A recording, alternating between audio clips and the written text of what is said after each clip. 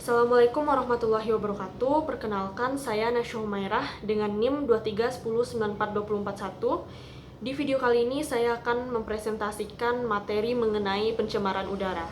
Nah, adapun pokok-pokok pembahasan pada presentasi kali ini yaitu ada sejarah pencemaran udara, ada sumber, ada jenis, dampak pencemaran udara, serta regulasi terhadap pencemaran udara di Indonesia.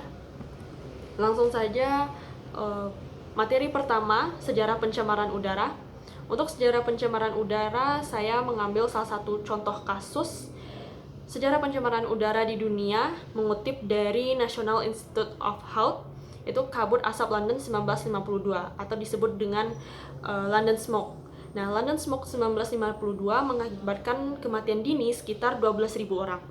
Setelah 3 dekade setelah kabut asap London, banyak sekali pembangkit listrik dan juga industri pencemaran lainnya itu ditutup.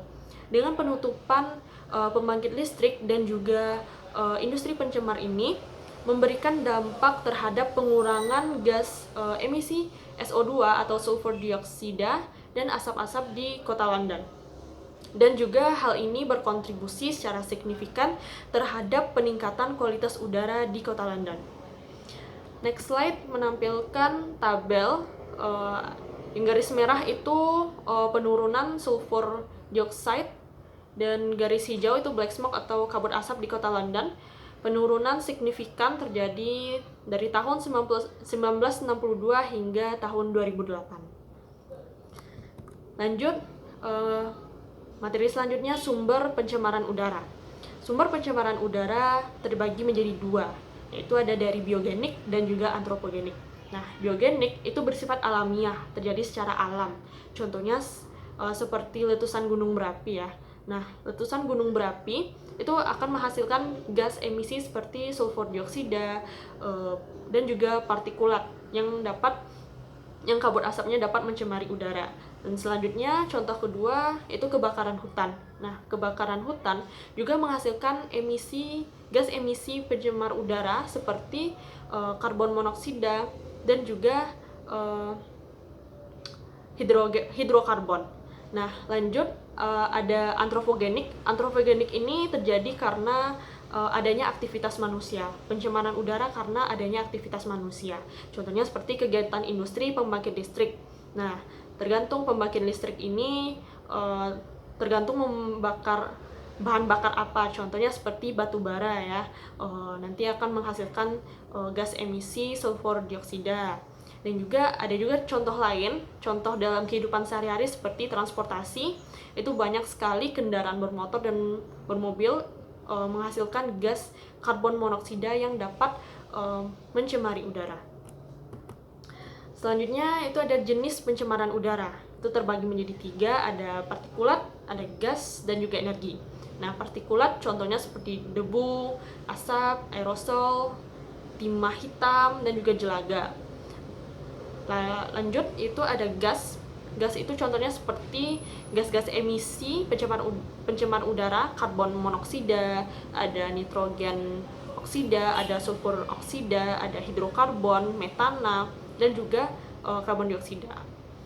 Dan yang terakhir yaitu ada energi. Nah, energi, contoh dari energi itu seperti pembangkit listrik tenaga batu bara, terus ada limbah industri, suhu, dan kebisingan. Nah, kenapa suhu bisa menjadi jenis pencemar udara? Karena contohnya saja pada kasus kebakaran lahan gambut.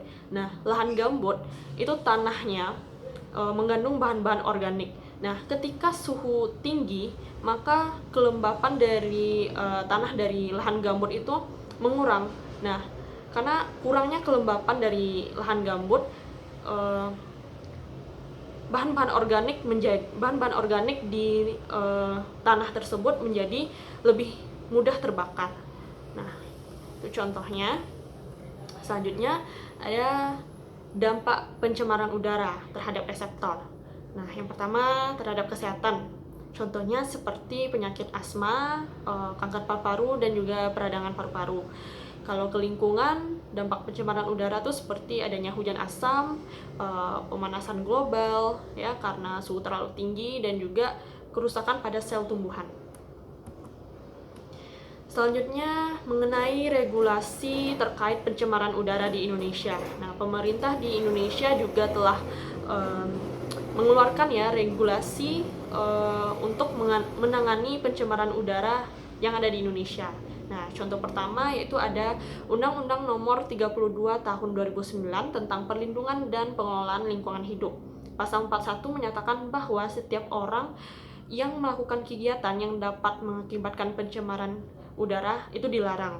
Ya, contohnya seperti banyak tuh masyarakat yang melakukan bakar sampah di halaman. Nah, itu sebenarnya itu dilarang. Dan yang kedua ada Undang-Undang Nomor 23 Tahun 1997 tentang Pengelolaan Lingkungan Hidup. Aspek pencemaran memberikan dasar hukum dan juga pengaturan mengenai aspek-aspek lingkungan hidup termasuk dengan pencemaran udara. Jadi menekankan keterlibatan masyarakat dalam menjaga kualitas udara. Dan ada juga peraturan pemerintah nomor 22 tahun 2021 menetapkan bahwa pengendalian pencemaran udara dapat meliputi pencegahan, penanggulangan, serta pemulihan dampak pencemaran udara. Nah, peraturan ini juga menjelaskan bahwa setiap orang yang melakukan usaha atau kegiatan yang mengeluarkan emisi itu ada aturan baku mutu emisi. Nah, itu terdapat pada Peraturan Menteri Lingkungan Hidup Nomor 15 Tahun 2019 tentang baku mutu emisi sumber tidak bergerak bagi usaha dan atau kegiatan industri. Baik, sekian dari presentasi saya mengenai pencemaran udara. Terima kasih. Wassalamualaikum warahmatullahi wabarakatuh.